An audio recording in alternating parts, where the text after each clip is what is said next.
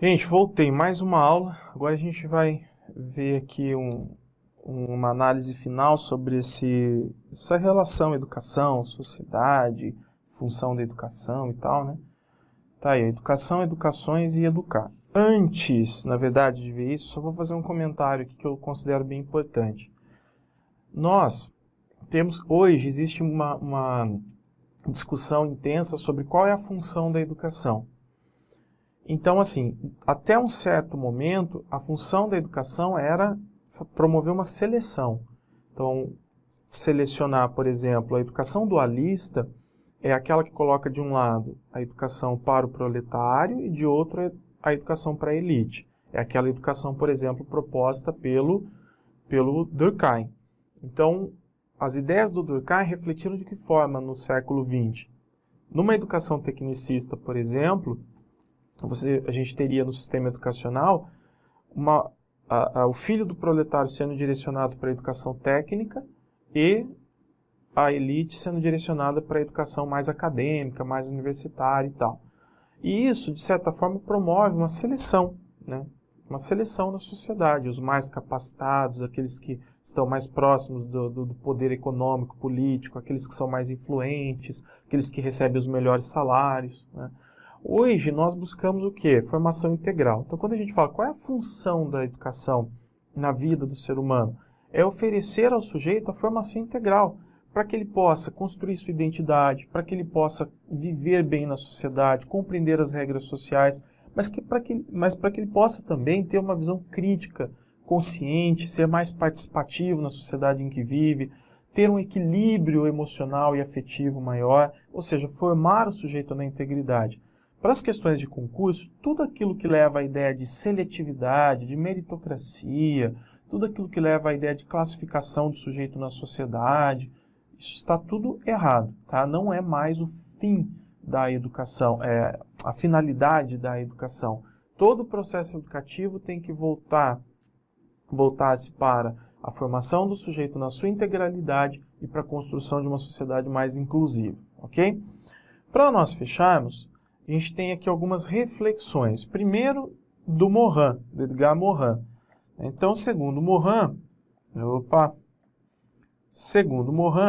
educar é colaborar para que professores e alunos, nas escolas e organizações, transformem suas vidas em processos permanentes de aprendizagem.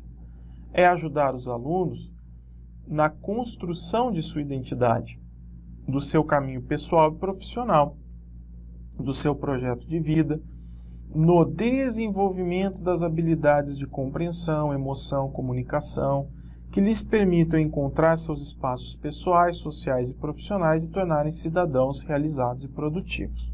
Beleza? Quando a gente coloca aqui e tornarem-se cidadão, no caso cidadãos, né, realizados e produtivos, é a educação voltada para o mundo do trabalho e não para o mercado de trabalho, mundo do trabalho, conforme está lá na LDB no artigo 1º. E pessoa realizada é a pessoa que tem capacidade, autonomia, capacidade, competência para traçar o seu projeto de vida. Hoje a gente fala em protagonismo juvenil.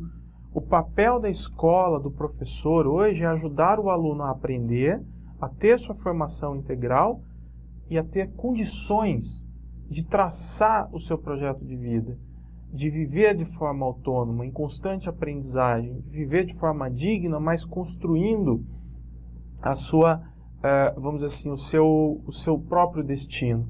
O protagonismo juvenil está aí, quando a escola oferece ao aluno oportunidades para que ele, desde cedo, participe ativamente dos processos educativos, a escola, consequentemente, está ajudando esse aluno a ser mais ativo e mais competente para que ele possa construir o seu próprio projeto de vida futuramente. Tá? Então, esse modelo de educação para a formação integral é o modelo de educação que se coaduna com a ideia de protagonismo juvenil hoje em dia. Tá? Outro ponto. Relatório da Unesco. Uma concepção ampliada de educação deveria fazer com que todos pudessem descobrir, reanimar e fortalecer o seu potencial criativo, revelar o tesouro escondido em cada um de nós. Isso supõe que ultrapasse a visão puramente instrumental da educação, considerada a via obrigatória para obter certos resultados. Então, a educação não pode ser vista apenas como os conhecimentos que eu vou adquirir para viver adequadamente na sociedade, para me inserir no mercado de trabalho. Tem que ir além disso. Então, considerada a via obrigatória para obter certos resultados. Saber fazer, aquisição de capacidades diversas, fins de ordem econômica. Isso aqui é muito pouco, é muito limitado para a educação. Nós precisamos considerá-la em toda a sua plenitude. Realização da pessoa, que na sua totalidade aprende a ser. Então, eu não quero simplesmente um sujeito que aprenda a fazer, mas que aprenda a ser. Inclusive, lembrando do Paulo Freire, né, quando ele fala aqui, o fator mais importante para se alcançar a felicidade é a educação. Está totalmente relacionado ao saber ser. E o Emir Sader: se o conhecimento não serve para inserir os homens de forma consciente na sociedade, serve para quê então? O excesso de informação existente hoje, disseminada, e se a educação está preocupada em fazer o aluno memorizar esse excesso de informação, a gente cai na educação bancária. Então aqui, o excesso de informação, o excesso de informação existente hoje disseminada, porém descontextualizada e sem história, sem o conhecimento de quem a produziu, vem banalizando o processo educacional e fragmentando o saber, colaborando para a produção de um novo tipo de analfabetismo, em que às vezes o aluno ele é forçado a aprender conteúdos, memorizar informações, saber fazer, mas ele se torna um analfabeto no âmbito da convivência, da afetividade, do autoconhecimento, da construção da própria identidade, da capacidade de olhar a sociedade, compreendê-la de forma crítica e participar dela. Então ele é alfabetizado no sentido e analfabeto em vários outros sentidos. Acho que deu para nós entendermos qual é o tipo de educação que nós queremos então, ok? Visto isso, pessoal, a gente tem uma questãozinha aqui do Lucchesi. Eu trouxe aqui um exemplo, depois a gente resolve outras, mas tem um exercício aqui que fala: para Lucchesi, o que significa o desenvolvimento do educando no qual deve estar interessada a educação escolar? É óbvio que se trata de livro específico e tal, mas dá para a gente ampliar o debate aqui e colocar um modelo de exercício, né? Um modelo de questão cobrada aí numa prova. Aqui é o seguinte: o que significa o desenvolvimento do educando no qual deve estar interessada a educação escolar? 1. O desenvolvimento do educando pressupõe o desenvolvimento das diversas facetas do ser humano: socialização, a emotividade e a individualidade. Cada sujeito se educa no processo social como um todo. Olha o que ele falou: cada sujeito se educa, ok? No processo social como um todo, na trama das relações familiares, grupais e políticas. Será que nós nos educamos? O processo é autônomo, não é? Então, inclusive, essa aqui ela está errada, né, essa alternativa, e inclusive a gente vai, até é importante nós colocarmos o seguinte: educar, gente, é libertar o homem do determinismo. Olha que frase forte.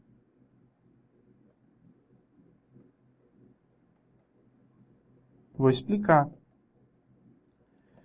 Na natureza, todas as coisas são determinadas pela natureza. Os animais fazem aquilo que eles nasceram para fazer. Tudo que acontece na natureza acontece de forma determinada. Tudo tem que funcionar com base em instinto ou em leis naturais. O ser humano não. O ser humano, pela sua característica ontológica, o ser humano tem a condição de ser mais, como dizia Paulo Freire. O ser humano tem condição de evoluir no que diz respeito ao seu pensamento. E essa evolução demonstra muito bem como o ser humano faz as suas escolhas. Então nós somos seres pensantes, racionais, que a partir da educação e da cultura que recebemos e que herdamos, a gente tem condições de melhorar nossas escolhas, de diversificar nossas escolhas. Eu posso escolher entre fazer alguma coisa e não a outra, diferentemente de um animal que faz tudo da mesma forma por instinto, não é? Então, quanto mais educados nós formos, mais livres nós somos para fazer nossas escolhas. Então, educar é libertar o homem do determinismo. Quanto menos educado eu for, mais heterônomo eu me torno. Eu não tenho autonomia. Eu sempre tenho que fazer alguma coisa sendo guiado por alguém, sendo guiado por um grupo dominante, sendo guiado por uma pessoa mais intelectual. Eu nunca tenho condições de escolher com convicção aquilo que eu acho certo, por falta de conhecimento, por falta de educação. Então, educar é libertar o homem do determinismo. Pessoas que vivem alienadas, reproduzindo apenas aquilo que uma classe dominante diz, são pessoas determinadas por essas regras e culturas vindas de cima, vindas da classe dominante. O sujeito emancipado é livre para fazer as suas próprias escolhas, porque ele tem consciência dessa relação de dominação e ele rompe com essa relação de dominação para viver, portanto, de forma livre. Okay? Então, essa educação que nós estamos falando, educação é libertar, é a educação emancipatória, não é qualquer educação também. Ok. Aqui eu vou trazer um outro ponto do Paulo Freire, que eu acho que vale a pena, que o Paulo Freire defendia muito isso. Vou até mudar a cor aqui. É a ideia que tem nos livros do Paulo Freire e em outros também, de outros autores críticos, né? Ao ser educado,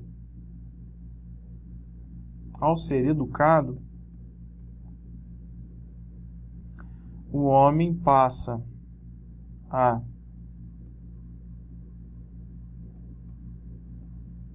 compreender o seu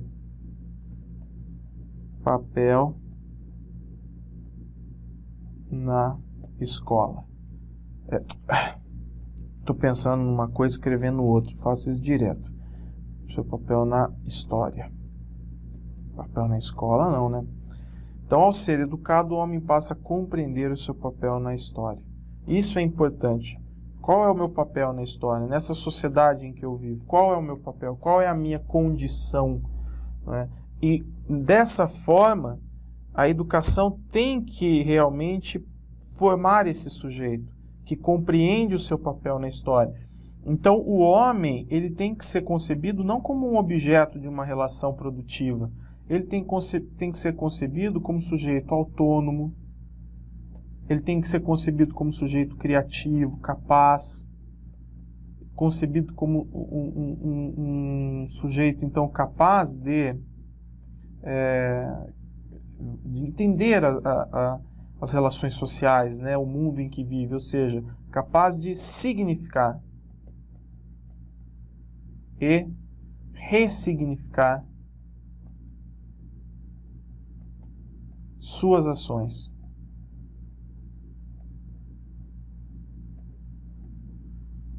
Beleza? E quando o homem tem autonomia e ele é capaz de significar e de ressignificar suas ações, ele se torna capaz também de transformar o mundo, né? Então, a educação para a transformação.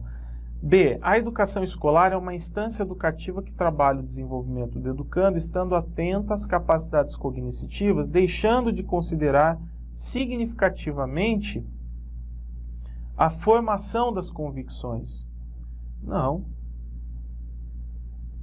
É óbvio que a gente tem que estar preocupado com a capacidade cognitiva do sujeito, do aluno, mas eu tenho que considerar a formação das convicções. O sujeito tem que formar suas convicções, né? A formação é política, não é uma formação meramente pedagógica, neutra.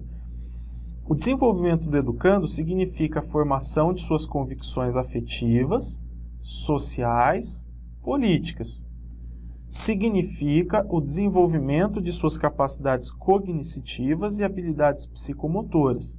Enfim, sua capacidade e seu modo de viver. Justamente. Então, a educação, ela busca isso que, em outras palavras, seria chamado de desenvolvimento integral. Okay? Desenvolvimento integral do sujeito. Beleza. Então, a correta é a C.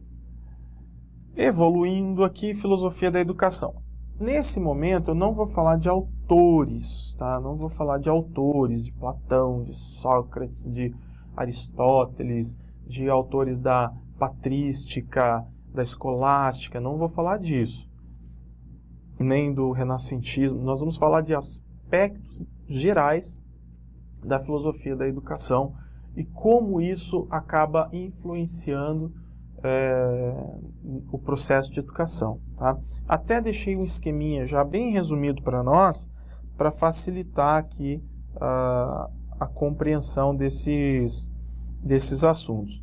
Então, a gente começa aqui o filósofo e o filosofar, né? Então, primeiro ponto diz assim: o verdadeiro filósofo é, antes de tudo, um observador atento da realidade, um pensador dedicado que tenta, pelo seu próprio esforço, desvendar o universo que o cerca. Ok? O verdadeiro filósofo é esse, é a pessoa comprometida com a busca pela compreensão das coisas, não é? Então, consequentemente, nós temos o ato de filosofar. Aqui no trecho diz assim: filosofar é um pensar livremente, é não se deixar guiar por ideologias, religiões, crenças, é o pensar autônomo, né? Pelas opiniões dos outros, sem reflexão. Ok? Então isso é o filosofar. Pessoa que simplesmente se guia pela opinião do outro, não reflete, compra ideias e as reproduz, não filosofa. E, consequentemente, pode ser um objeto apenas alienado, né, do espaço-tempo em que vive. Então, o filosofar, com base nisso que nós vimos aqui, acima, ele também diz respeito a colocar tudo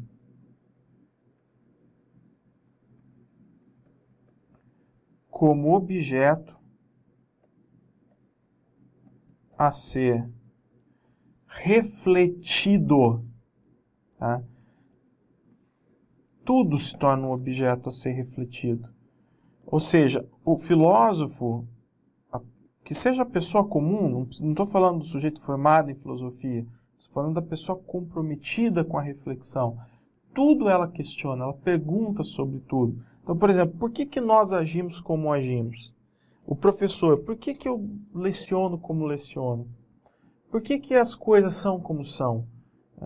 Essas perguntas, que são perguntas necessárias e essenciais, nos levam a um processo de desvendamento da realidade para que a gente aprenda a se posicionar melhor nessa própria realidade. Não é simplesmente compreender por vaidade, é compreender a realidade para viver melhor dentro dela, para encontrar soluções para os problemas existentes. A gente não precisa ficar esperando que um grupo de políticos, de intelectuais, encontre soluções para o nosso dia a dia, né? Seja na escola, seja na família, na sociedade. Relação professor, aliás, o professor, o educador, é fundamental filosofar sobre sua prática, pensar sobre o seu fazer pedagógico diário, buscar respostas para as dificuldades e para as conquistas do dia a dia. No curso Fundamentos da Educação, às vezes em outros cursos também, eu tenho lá as obras, né, comentários, estudos das obras da Terezinha Rios, em que ela fala da importância do papel do professor comprometido em compreender a própria prática, e essa postura é uma postura ética do professor, esse compromisso com a própria prática, né? Quando a Terezinha Rios fala de competências, ela fala de competência política, competência ética, por exemplo, competência técnica, que são competência estética, que são as dimensões da competência do professor, e essas competências, elas são desenvolvidas a partir do momento que o professor reflete melhor a sua condição, o seu dia a dia, o seu trabalho, ou seja, quando ele torna o seu fazer objeto da própria reflexão. Ali, naquele momento, ele é professor e é filósofo, comprometido em desvendar essa realidade na qual ele está inserido, o seu papel e como ele pode proceder melhor no seu dia a dia. Então a filosofia aqui não é coisa de filósofo, a filosofia é coisa de todos aqueles que estão comprometidos com uma reflexão sobre a realidade em que se vive, ok? Bom, nesse caso, como se nós disséssemos assim, eu quero compreender e transformar a realidade, né? Então vamos buscar aqui, ó, compreender, transformar a realidade. O que eu preciso fazer?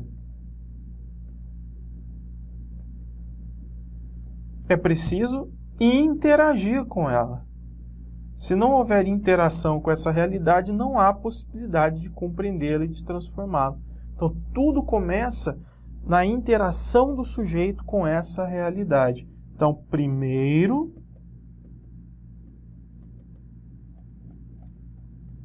é preciso interagir com ela.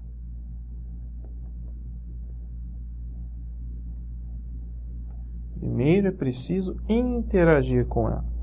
Quem se abdicar da filosofia, gente, vai se abster dessa realidade.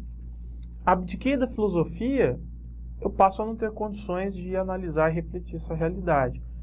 Serei um ser alienado. Para eu compreender a realidade, eu preciso do ponto de vista de alguém. Eu simplesmente compro o ponto de vista de alguém como uma ideia pronta e acabada. Essa é a postura do sujeito alienado. O sujeito que não compreende o processo. Ele simplesmente compra uma ideia, ele imita, né, simplesmente para que algo faça sentido para ele, mas sem ter compreendido o significado daquilo. Então, nós não podemos, de forma alguma, né, nos abster da realidade. E, consequentemente, eu não posso abdicar da filosofia. Tá? Então, o professor precisa se capacitar para isso, para esses questionamentos. O pensamento humano não apenas influenciou e influencia o mundo. Na verdade, é ele que o determina. Olha lá, é o pensamento humano que determina o mundo. Então, nós temos que pensar certo. Todos os movimentos sociais, econômicos, políticos e religiosos da história têm origem no pensamento humano, na filosofia. Quanto melhor refletirmos, não é mais refletirmos, quanto melhor refletirmos sobre a realidade, melhores respostas teremos e melhores resultados teremos para ela, não é? Aspectos gerais da filosofia, gente, aqui apenas para constar, né?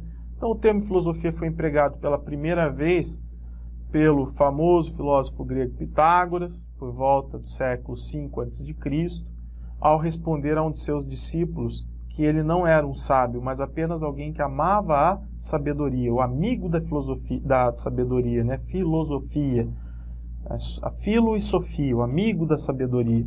Filosofia, então, é a busca pelo conhecimento último e primordial, sabedoria total.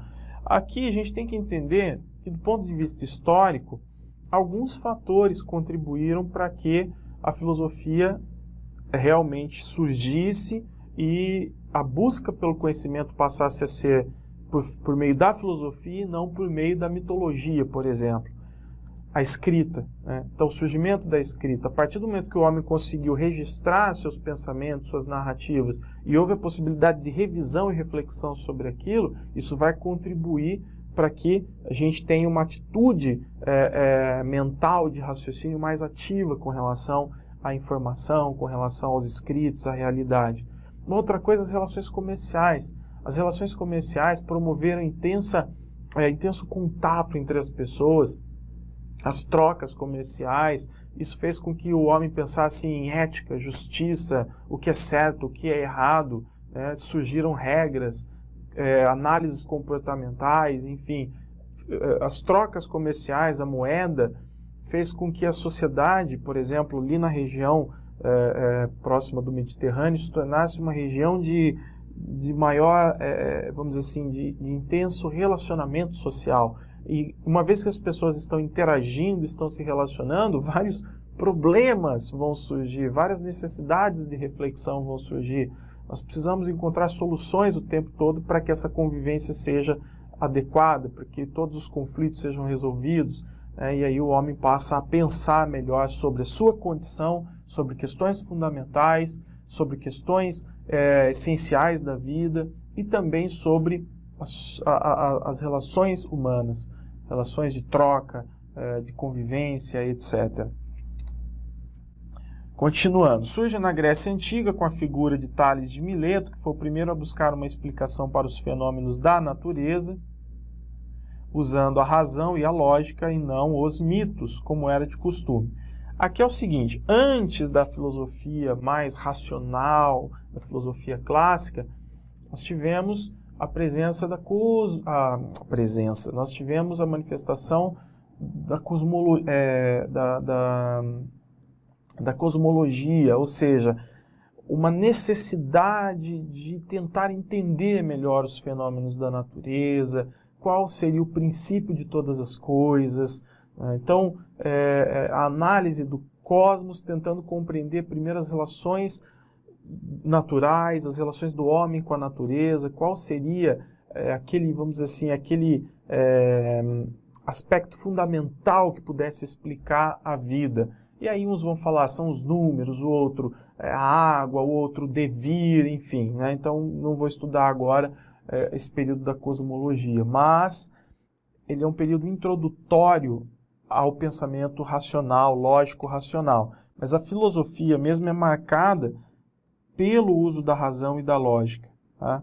O argumento organizado, a busca pela verdade, que vai superar então os mitos. O que eram os mitos? O mito, gente, era a narrativa tradicional da época que tentava explicar as coisas, ok? Normalmente se baseava em cultura, em religião, né? Então, o mito, nós vamos colocar aqui o seguinte, mito, narrativa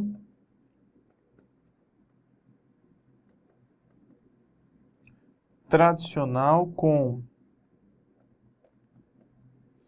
caráter explicativo ou simbólico.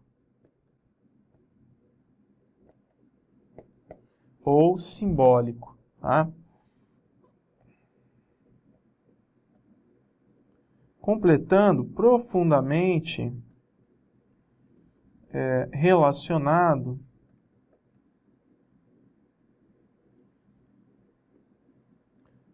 a uma cultura ou religião. Então a mitologia fala muito dos deuses, né, para tentar explicar as coisas, ela recorre à vontade dos deuses, determinadas histórias nesse sentido e tal. Beleza? Tá aqui então. Bom, o que nós podemos dizer dos mitos eles são importantes, são a primeira tentativa de explicar a realidade. Então o ser humano precisa de explicação. Então no primeiro momento ele recorre à mitologia. E até hoje nós temos os mitos que condicionam nossas ações. O mito do herói, o mito disso, o mito daquilo, né? Até hoje a gente acha que na política vai surgir um salvador da pátria. Toda vez que um novo presidente ganha, as pessoas têm aquela esperança de que as coisas serão melhores, não pela análise dos fatos, mas pela crença de que o salvador chegou. Pode ser que seja agora, né? Então nós vivemos mitos e mais mitos. Você pega, por exemplo, uma figura como o Batman, nada mais é do que um mito do heroísmo, do combate à criminalidade, etc., dentre vários outros que nós temos. Então, os mitos ainda estão presentes entre nós e eles são importantes também, mas, obviamente, para explicar a realidade, nós precisamos de argumentos mais racionais, mais lógicos, mais bem fundamentados. A filosofia ocidental perdura há mais de 2.500 anos, tendo sido a mãe de quase todas as ciências, psicologia, antropologia, história, física, astronomia e praticamente todas as outras que derivam direto ou indiretamente da filosofia. Um outro ponto aqui, a amplitude de seu objeto de estudo é tão vasta que foge à compreensão de muitas pessoas, que chegam a pensar ser a filosofia uma atividade inútil, coisa de gente à toa, né? De gente vagabunda, de gente que não trabalha. A razão e a intuição são as principais ferramentas da filosofia, que têm como fundamento a contemplação, o deslumbramento pela realidade, a vontade de conhecer e como método primordial a rigorosidade do raciocínio para atingir estruturação do pensamento e organização do saber. E não vamos nos esquecer de que, para terminar essa aula, a filosofia, o pensamento filosófico na educação, a influência dele na educação, é importante por quê? Porque nós não podemos desvalorizar o senso comum. O senso comum é um ponto de partida de todo o processo educativo, só que a gente precisa superá-lo. E para superar o senso comum, eu preciso de um pensamento mais ponderado, mais racional, mais lógico, mais bem fundamentado, e a filosofia nos auxilia nesse sentido. Então eu tenho de um lado o senso comum e de outro lado a filosofia. Isso não quer dizer que o senso comum deva ser discriminado. Isso quer dizer que o senso comum é a base, é o início de tudo para eu começar a pensar a realidade, ter uma visão adequada dela e superar esse senso comum, ok? Bom, vamos falar na próxima aula sobre aspectos sociológicos da educação. Eu vou resolver alguns exercícios e a gente continua falando aí de fundamentos sociofilosóficos da educação, ok? Até a próxima aula, gente. Valeu, um abraço.